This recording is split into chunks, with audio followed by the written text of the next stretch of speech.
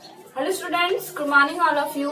तो हम लोग जो अपना 11th का बेसिक केमिस्ट्री वाला चैप्टर है वो हम लोग पढ़ रहे थे। इस चैप्टर के अंदर लास्ट क्लास के अंदर हम लोगों ने उसके जो रासायनिक संयोग के जो नियम होते हैं उनके बारे में पढ़ा कि कितने नियम होते हैं। तो हम लोगों ने 4-5 नियम के बारे में अच्छे से पढ़ा है कि रासायनिक संयोग के क्या क्या नियम थे, उनके बारे में अच्छे से मैंने आपको पढ़ा भी दिए हैं। ठीक है, जो आपका द्रव्यमान संरक्षण का नियम, स्थिर अनुपात का नियम, तुल्य अनुपात का नियम, गुणित अनुपात का नियम और गैलुसेक का नियम। उसके बाद में जो हमने लास्ट क्लास में शुरू किया था वो किया था अवागाद्रो हाइपोथेसिस, मींस अवागाद्रो परिकल्पना। अवागाद्रो परिकल्पना क्या थी? अवागाद्रो ने ये बताया कि अगर मान लो कोई भी आपका जो भी गैसेस होती हैं उनमें कितने लीटर कितना मतलब अगर गैसेस समान ताप दाब पर होती हैं, अगर गैस के जो फिजिकल प्रॉपर्टीज होती हैं वो अगर समान हैं, तब क्या होगा कि जितने भी मतलब विभिन्न जो गैसें हैं उनके आयतन में परमाणुओं की संख्या या हम लोग बोल सकते हैं अणुओं की संख्या वो सभी गैसों में क्या होगी? समान होगी। ये हमारे क्या थी? अवागाद्रो परिकल्पना, अवागाद्रो हाइपोथेसिस। ठीक है, इस परिकल्पना के बाद में हम लोग अपना स्टार्ट करते हैं डाल्टन का परमाणुवाद सिद्धांत। डाल्टन का जो परमाणुवाद सिद्धांत था वो क्या कहता है? उसमें उसने परमाणु, अणु और जो उनकी अणु की जो अवधारणा है उनके बारे में बताया था कि परमाणु क्या होते हैं, अणु क्या होते हैं। देखो, सबसे पहले जो अणु की या परमाणु की जो खोज करने वाले जो वैज्ञानिक थे वो महर्षि कणाद थे। महर्षि कणाद ने बहुत हजारों साल पहले परमाणु की खोज की थी। उन्होंने परमाणु को क्या कहा? अविभाज्य कण कहा। परमाणु क्या होता है? वहां पे परमाणु का मीन्स क्या था? परम प्लस अणु। परमाणु मीन्स अविभाज्य कण, ऐसा कण जिसको हम लोग विभाजित नहीं कर सकते, यानी किसी भी एलिमेंट की सबसे स्मॉलेस्ट यूनिट जिसको और अधिक भागों में विभाजित नहीं किया जा सकता, उसे हम लोग ने क्या कहा था? अपरमाणु कहा था। ठीक है, तो डाल्टन का परमाणुवाद सिद्धांत आज हम लोग पढ़ेंगे।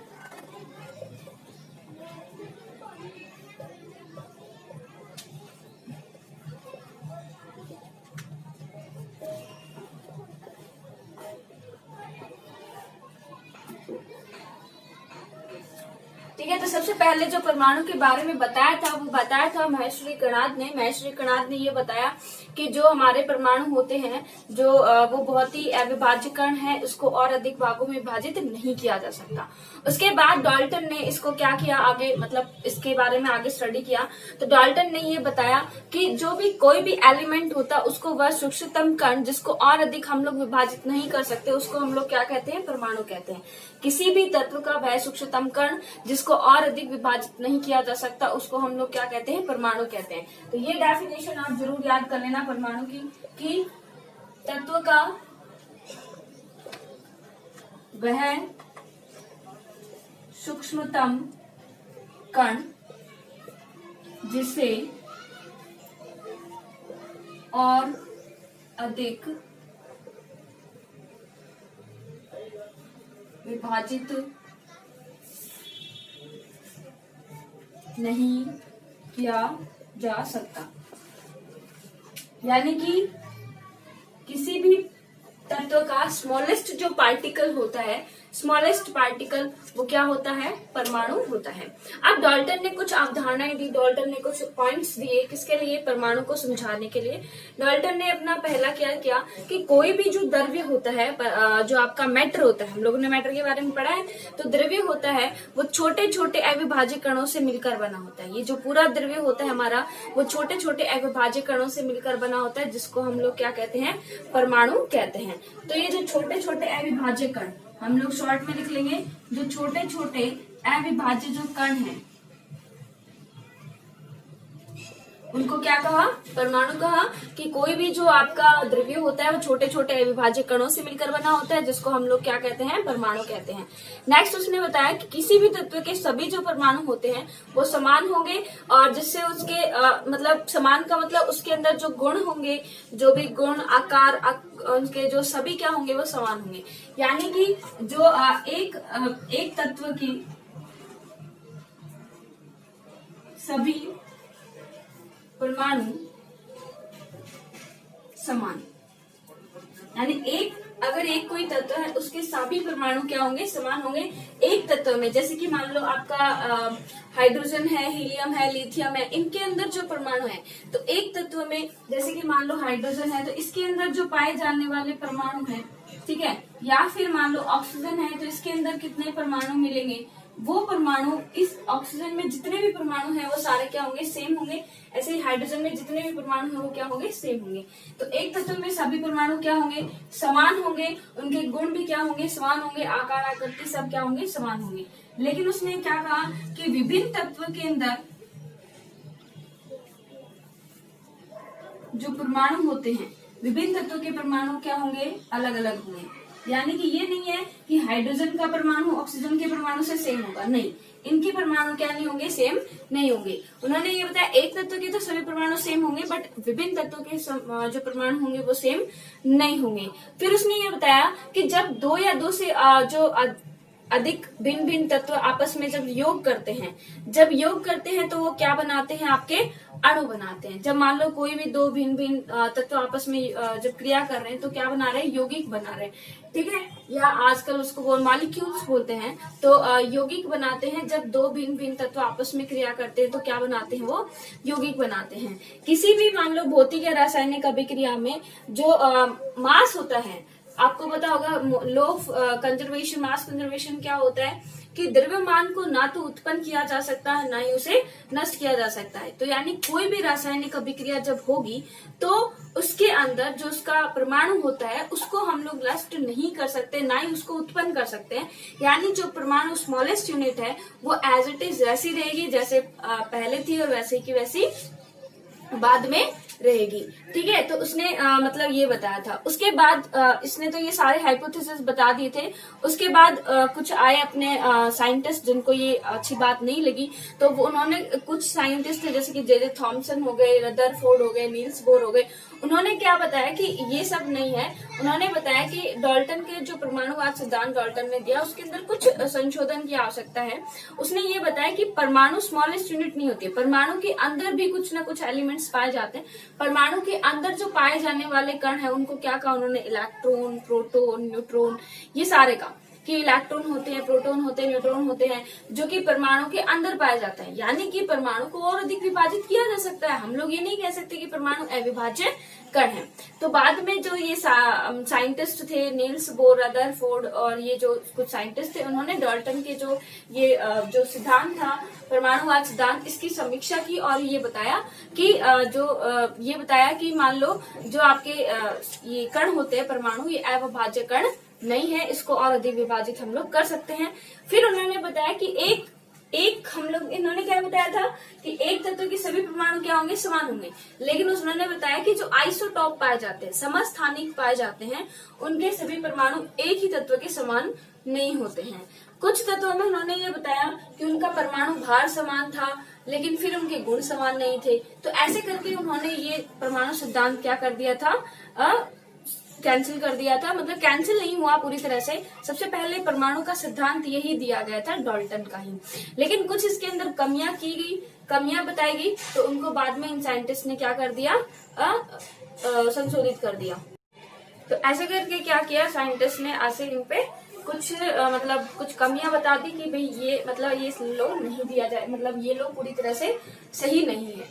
तो डाल्टन ने तो ये बताया था कि जो परमाणु होता है वो तत्व का वह संशोधन कण होता है जिससे और अधिक विभाजित हम लोग नहीं कर सकते हैं, ये डाल्टन ने बता दिया।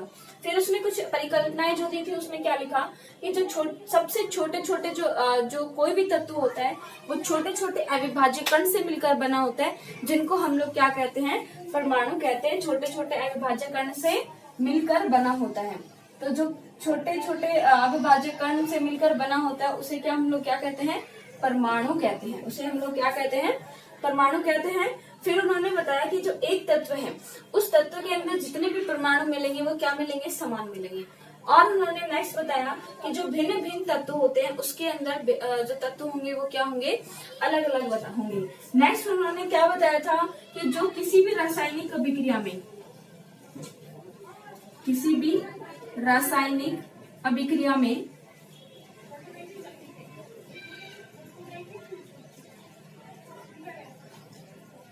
भाग लेने वाला सूक्ष्मतम कण परमाणु कहलाता है।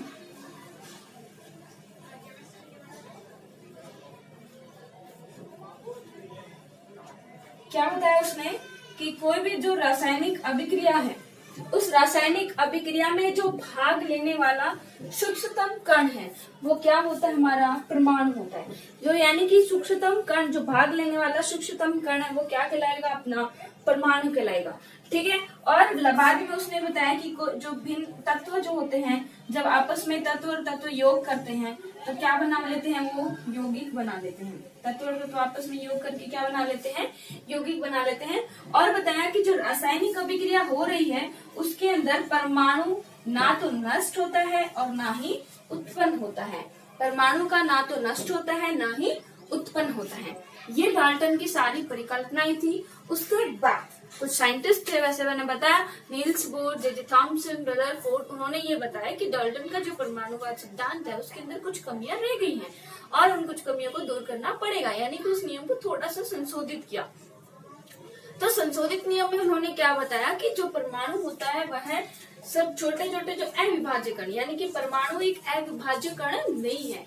परमाणु के अंदर भी कुछ एलिमेंट्स, कुछ कण उपस्थित होते हैं जिनको हम लोग क्या कहते हैं, इलेक्ट्रॉन, प्रोटॉन और न्यूट्रॉन। ठीक है, यानी कि परमाणु के अंदर भी इलेक्ट्रॉन, प्रोटॉन और न्यूट्रॉन उपस्थित होते हैं। परमाणु अविभाज्य कण नहीं है, परमाणु के अंदर भी ये सारे एलिमेंट कण उपस्थित होते हैं। ठीक है। उसके बाद उन्होंने क्या बताया कि जो आपने, हम लोगों ने क्या लिखा था कि एक तत्व के सभी परमाणु क्या मिलेंगे, समान मिलेंगे, ये हम लोगों ने बताया। लेकिन उसने ये बताया कि कुछ ऐसे तत्व एनवायरमेंट में उपस्थित है जिनके समस्थानिक पाए जाते हैं। समस्थानिक जैसे हाइड्रोजन के समस्थानिक क्या होते हैं, 1H1, 1H2, 1H3, यानी कि जिनका परमाणु क्रमांक सेम है बट एटॉमिक मास क्या है, अलग अलग, यानी उनका द्रव्यमान तो क्या है, अलग अलग, लेकिन उसका परमाणु क्रमांक क्या है, समान है।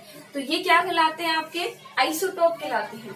तो ऐसे यौगिक मिले तो इनके अंदर ये बताया कि परमाणु जो होंगे वो समान नहीं मिलेंगे, जबकि है तो सारे हाइड्रोजन ही है, बट इनके क्या है, ये आइसोटोप है, समस्थानिक है, इसलिए इनमें परमाणु की संख्या सेम नहीं होगी। इनके अंदर जो परमाणु होंगे वो क्या होंगे, आपके अलग अलग होंगे। ठीक है, सॉरी, जो कण होंगे वो परमाणु जो होंगे वो अलग अलग होंगे। किसी भी तत्व के जो परमाणु होंगे वो अलग अलग होंगे, क्योंकि ये क्या है, समस्थानिक है। फिर उन्होंने ये बताया कि कई ऐसे जो आपके यौगिक होते हैं जिनके अंदर भार जो होता है वो क्या होता है, उनका समान होता है, तो उनको उन्होंने बुलाया समभारिक। तो ये हम आगे डिटेल से पढ़ेंगे, आपको इतना अच्छा इतनी जरूरी नहीं है, फिर भी आप बस देख लेना कि उन्होंने कुछ जो थी वो लिमिटेशंस बता दी कि ये नहीं हो सकता, ये नहीं हो सकता। वहां पे डाल्टन जो सिद्धांत था सीमित हो गया, तो उसको बाद में संशोधित करने की जरूरत पड़ी। ओके, तो ये अपना हुआ डाल्टन का परमाणुवाद सिद्धांत, जिसमें उसने परमाणु के बारे में बताया। सबसे पहले पूछा जाए परमाणु के बारे में तो महेश्वरी कर्णाद ने बताया था। महेश्वरी कर्णाद बहुत हजारों साल पहले वेद ऐसे ग्रंथ में इसका लिखा हुआ है कि उन्होंने, महेश्वरी कर्णाद ने उसके सबसे पहले परमाणु के बारे में बताया था, जिन्होंने बताया कि परमाणु का मीन्स ही क्या होता है, अविभाज्य कण, जिसको और अधिक विभाजित नहीं किया जा सकता। उसके आधार पर ही डाल्टन ने अपना परमाणुवाद सिद्धांत दिया। ठीक है, तो ये अपना क्या हुआ, खत्म, डाल्टन का परमाणुवाद सिद्धांत। अब परमाणु हो गया, तो अब परमाणु के बाद हम लोग क्या पढ़ेंगे, परमाणु के भार के बारे में, कि परमाणु का जो भार होता है वो क्या होता है, एटॉमिक मास जो है वो कैसे निकालते हैं, क्या उसकी यूनिट्स होती हैं, कैसे हम लोग उसको डिफाइन करते हैं। तो ये देखिए आपके इस चैप्टर के अंदर मैं बता रही हूँ, सारी जो बेसिक चीजें हैं वही आपको पढ़नी है। तो पूरा ये बेसिक चैप्टर ही है। इसके अंदर देखिए नेक्स्ट जो अपना आता है वो क्या आता है, परमाणु भार। क्या मतलब नाम देख के क्या समझ आ रहा है, क्या डेफिनेशन आप लोग नाम देख के बता सकते हो, डेफिनेशन देख के क्या बता सकते हैं, क्योंकि एक परमाणु का जो भार है वो क्या कहलाएगा, परमाणु भार, है ना। तो एक परमाणु का द्रव्यमान, परमाणु भार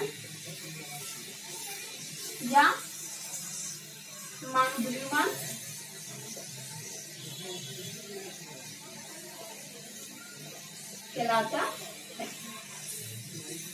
ठीक है, कि एक परमाणु का कितना द्रव्यमान है, एटम, उस एटम का द्रव्यमान यानी मास कितना है, वो उसका क्या कहलाएगा, परमाणु भार या परमाणु द्रव्यमान।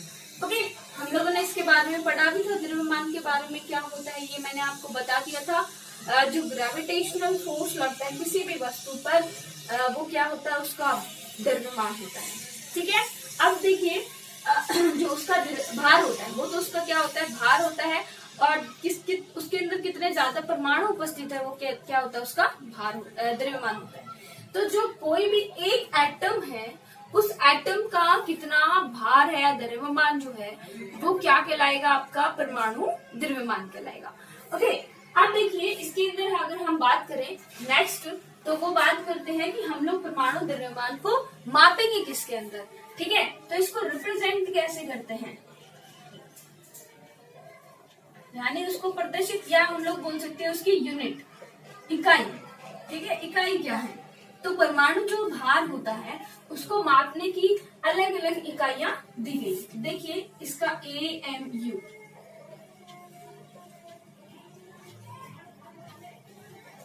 AMU का क्या होता है, एटॉमिक मास यूनिट।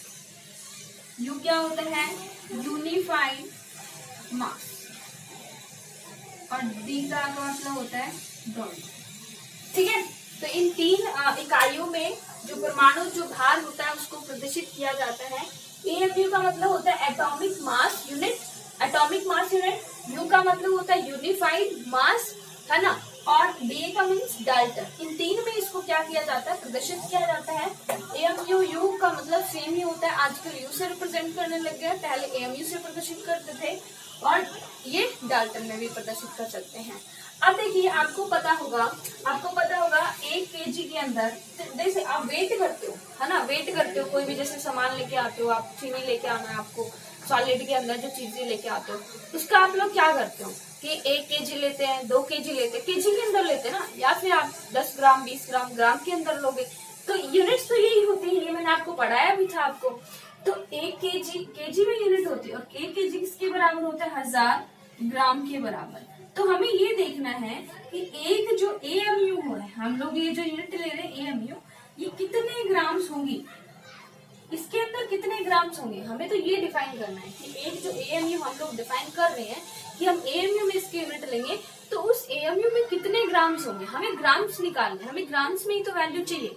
आप लोग शॉप पे जाते हो तो आप लोग को कोई सामान चाहिए, तो आप लोग क्या कहते हो कि इतने केजी हमें ये चीज दे दीजिए, केजी के अंदर आप लोग, और केजी को तोल ताल के क्या कर देता है, आपको देता है। ठीक है, तो अब किसी भी जो एटम्स है उनका भार मापने के लिए क्या किया गया, AMU यूनिट तो दे दी कि एक AMU में कितने ग्राम्स होंगे, ये हमें निकालना है कितने ग्राम्स के बराबर है वो। अब देखिए AMU आप लोग जैसे कि मान लो आपको मैं बताती हूँ 1 AMU के अंदर ग्राम्स कितने होंगे, वो हम लोग देखते हैं कि कैसे निकालेंगे हम लोग। उसके पहले देखिए एक छोटी सी चीज आप लोग देखिए कि हम लोग जैसे शॉप पे जाते हैं, ठीक है, शॉप पे गए हम लोग ने, तो हम लोग ने सामान लिया, उसने तोल वोल के हमें दे दिया, तो वो क्या करता है, एक रेफरेंस उसके पास वॉट जिसको बोलते हैं वो रखता है, ठीक है, बाट रखता है, और फिर उधर हमारे को सामान तोल के देता है। तो उसने क्या किया, एक बाट जो 1 kg का रखा, उसने एक उसको क्या में माना, रेफरेंस, संदर्भ माना, उसके हिसाब से उसने हमें जो भी हम सामान लिया है, भाई जो भी फ्रूट्स लिए हैं, कुछ भी वेजिटेबल लिया आपने, तो उसको रेफरेंस मान के उसने क्या किया, हमें तोल के दिया है।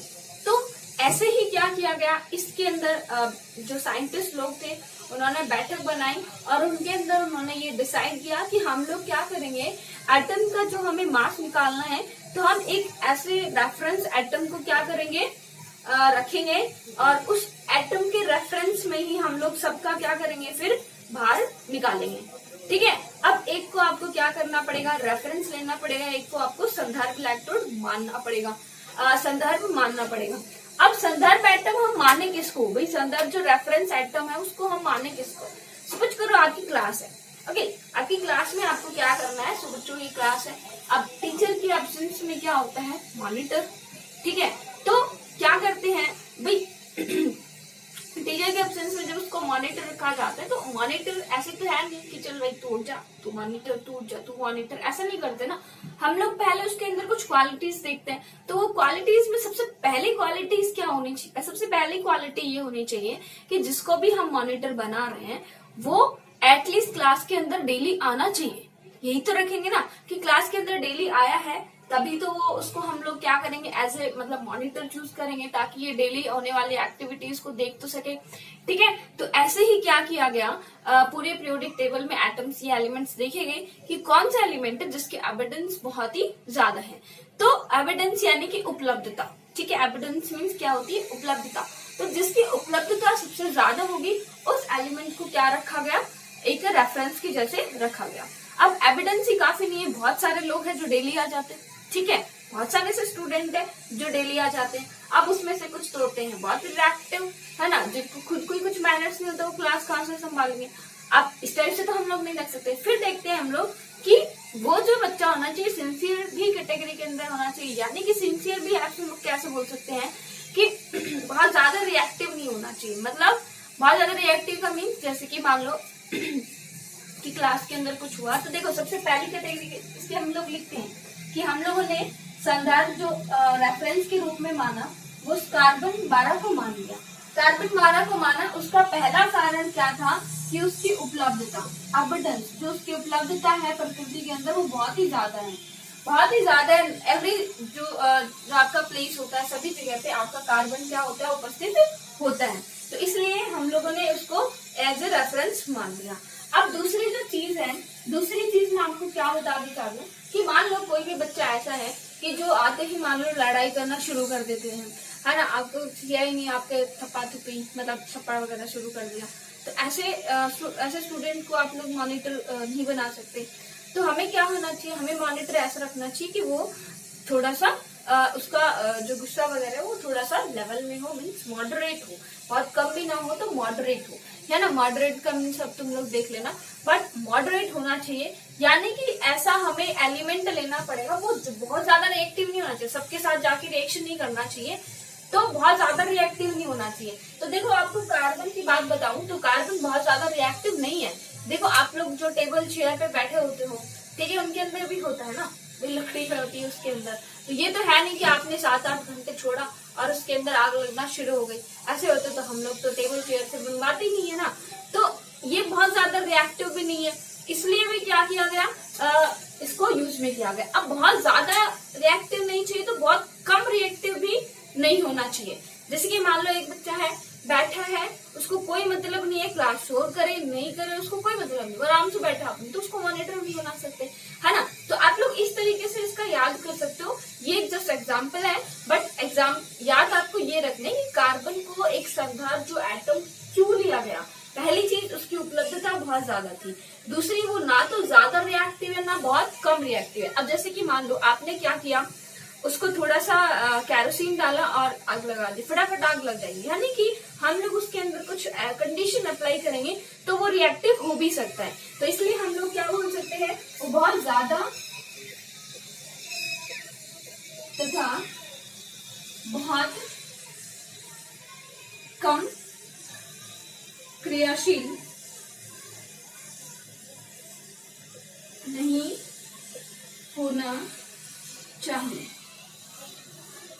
बहुत ज्यादा और बहुत कम क्रियाशील नहीं होना चाहिए, यानी ना तो बहुत ज्यादा क्रियाशील होना चाहिए ना ही बहुत कम क्रियाशील होना चाहिए।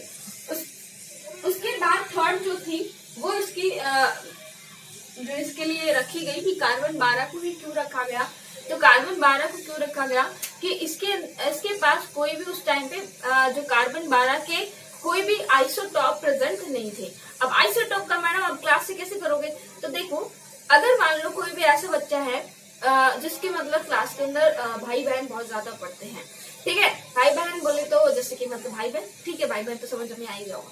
तो भाई बहन पढ़ते हैं तो उसको हम लोग नहीं बनाएंगे, क्यों नहीं बनाएंगे, मैडम क्यों नहीं बनाओ, क्यों नहीं, क्योंकि अगर वो मान लो उसका जो खुद का भाई है या बहन है वो अगर मान लो शैतानी करे तो वो तो बताएगा भी नहीं, है ना, और उसको तो आराम से छूट देगा, ठीक है।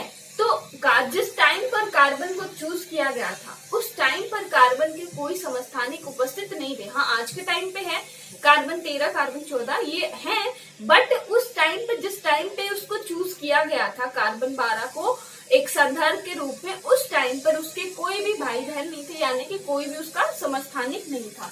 तो जिस टाइम पर उसके चूज किया गया था उस टाइम पर समस्थानिक नहीं था।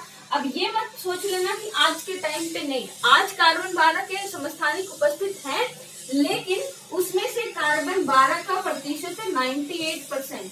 98% कार्बन 12 पाया जाता है, यानी सबसे ज्यादा तो यही है, ठीक है ना। तो एविडेंस इसकी उपलब्धता बहुत ज्यादा है, बहुत ज्यादा तो बहुत ज्यादा कम रिएक्टिव नहीं है, और इसके समस्थानिक भी उस टाइम पे नहीं थे।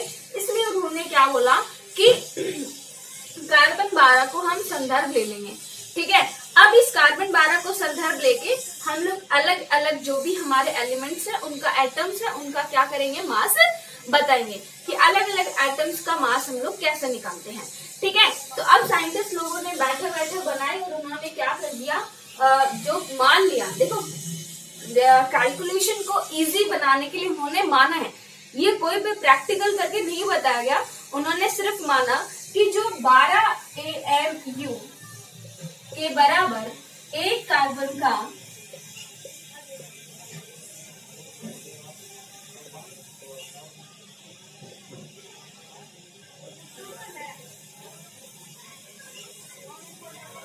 उन्होंने क्या मान लिया, कैलकुलेशन को इजी बनाने के लिए एक कार्बन का जो परमाणु द्रव्यमान है उसको क्या मान लिया, 12 AMU मान लिया। ये उन्होंने क्या किया, जस्ट माना कि एक कार्बन का जो है परमाणु द्रव्यमान कितना होता है, 12 AMU होता है। अब ये उन्होंने कोई भी प्रैक्टिकल नहीं किया, कोई भी कुछ नहीं करा, सिर्फ उन्होंने माना था। तो ये कहीं भी प्रैक्टिकली प्रूफ चीज नहीं है, सिर्फ उन्होंने माना कैलकुलेशन को इजी करने के लिए। अब भाई ठीक है, ये तो एक वो कार्बन का हो गया, 12 AMU के बराबर ही हो गया। अब कार्बन, एक कार्बन का कितना होता है, तो हम लोग 12 AMU को तो करेंगे, तो 12 AMU के तो बराबर हो गया। अब हमें एक AMU का निकालोगे, आप लोग क्या करोगे, यहाँ से एक AMU निकालोगे। तो यहाँ से जब एक AMU निकालते हैं, एक AMU, तो वो बराबर क्या हो जाता है, 1/12 गुणा एक कार्बन का परमाणु द्रव्यमान, यही तो आएगा, ठीक है। एक AMU बराबर क्या निकला, 1/12 गुणा एक कार्बन का परमाणु द्रव्यमान, यानी कार्बन का जो परमाणु द्रव्यमान उसका 12वां हिस्सा वो किसके बराबर होगा, एक AMU के बराबर होगा, ठीक है। अब एक कार्बन का परमाणु द्रव्यमान कितना है, भाई वो ही चीज नहीं पता होगी तो हम लोग ये भी नहीं निकाल सकते, तो फिर साइंटिस्ट को कुछ मेहनत तो करनी पड़ेगी। अब उन्होंने क्या किया, भाई जो आपके अप्रेटिस होते हैं, जो भी आपका सेटअप होता है, पूरा किया और उससे परमाणु द्रव्यमान निकालना शुरू किया। तो एक कार्बन का उसके बाद परमाणु द्रव्यमान निकाला। अब देखिए वो कितना क्या निकाला और उस हिसाब से कितना क्या आया, वो हम लोग देखेंगे नेक्स्ट क्लास के अंदर। आज की क्लास के लिए इतना काफी है। आप लोग को क्या पढ़ना है, डाल्टन का परमाणुवाद सिद्धांत पढ़ना है, और उसके बाद में आप लोग को ये पूरा देखना है कि कार्बन को ही क्यों माना, क्या क्या इसकी यूनिट है, AMU, U, डाल्टन, एक केजी के अंदर इतना, एक AMU के अंदर कितना ग्राम होता है, ये हम लोग डिसाइड करेंगे। उससे पहले हमने देखा कि कार्बन को संदर्भ माना है बिकॉज ऑफ उसकी उपलब्धता ज्यादा है, दूसरी चीज वो बहुत ज्यादा और बहुत कम रिएक्टिव नहीं है, तीसरी चीज उसका समस्थानिक उस टाइम पे उपलब्ध नहीं थे, आज के टाइम पे है। फिलहाल भी बता रही हूँ, ऐसा मत सोच लेना मैंने ये बताया कि आज के टाइम पे नहीं है। आज के कार्बन के 12 आइसोटॉप पाए जाते हैं बट उस टाइम नहीं थे, ठीक है। आइसोटॉप तो समझ रहे हो ना, जैसे कि मैंने अभी बताया 1112 H113, ये आप लोगों ने पढ़े भी होंगे, deuterium, tritium, protium, deuterium, tritium, ये इसके नाम होते हैं, ठीक है। और A12 उन्होंने फिर कैलकुलेशन करके जो आपका एक कार्बन का परमाणु द्रव्यमान 12 AMU के बराबर रख दिया, तो एक AMU बराबर हो गया 1/12 गुणा एक परमाणु का द्रव्यमान, यानी एक कार्बन का जो परमाणु का जितना द्रव्यमान आएगा उसके 12वां हिस्सा एक AMU के बराबर होगा। अब कैलकुलेशन वाइज उन्होंने एक कार्बन का द्रव्यमान निकाला, फिर उसको 12 से भाग दिया, फिर लगभग चाहे वोल नंबर के अंदर वैल्यूज आई, मतलब कुल जो वोल नंबर क्या बोलते हैं, पूर्णांक संख्या के रूप में एक वैल्यू आई थी, तो लगभग उनके उसके अकॉर्डिंग ही क्या क्या रखे, परमाणु द्रव्यमान रखे गए। अभी आगे पूरा डिटेल है, हम लोग कैसे वो सब देखेंगे नेक्स्ट क्लास के अंदर। इतने आप अच्छे से इनको स्टडी कीजिए। Okay, bye.